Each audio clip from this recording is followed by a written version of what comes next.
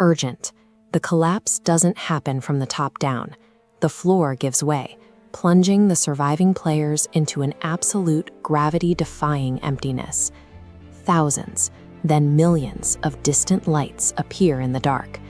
These are the memories of 8.7 million players the game previously consumed, standing in silent anticipation. Looming over this endless expanse is the final update. The system's progress bar is suspended at 91. Destroying the heart eliminates all 8.7 million trapped minds. Restoring the game promises massive yet unspecified casualties. The third option requires Arjun to accept permanent integration. He would have to sacrifice his humanity to become the system's new supreme administrator. This diagram maps the system's logic, 3 separate paths that all terminate at the same point. Each requires a specific sacrifice to proceed. Regardless of the button pressed, the system demands a loss. The game's internal logic functions on a zero-sum exchange, where progress is only possible if someone or something is deleted. Measured, Kabir challenges the group to look past these choices.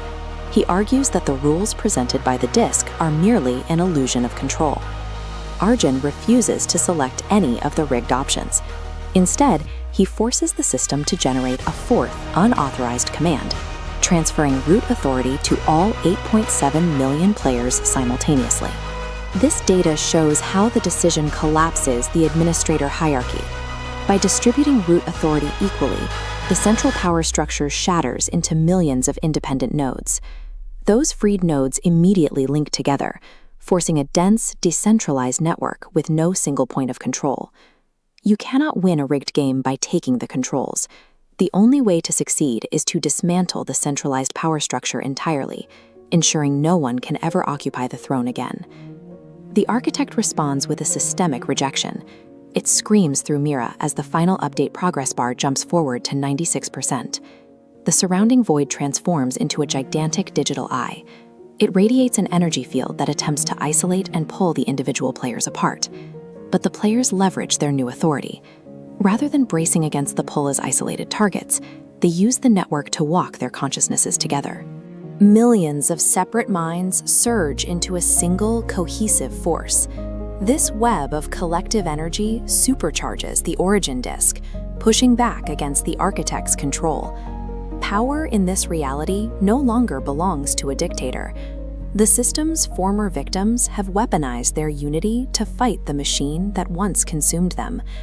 The pushback works. The architect's grip falters, and the crimson chains binding Mira begin to crack under the strain of the collective network. For a brief second, the colliding blue and crimson energy stabilizes, and Mira's own mind surfaces from beneath the architect's control. She reveals that the origin disk, the very tool they used to break the hierarchy, was provided by a version of Adrian they have never met. If the disk came from an outside source, then the rebellion Arjun just launched was an intended feature of that tool. Their act of defiance was anticipated by a hidden puppet master.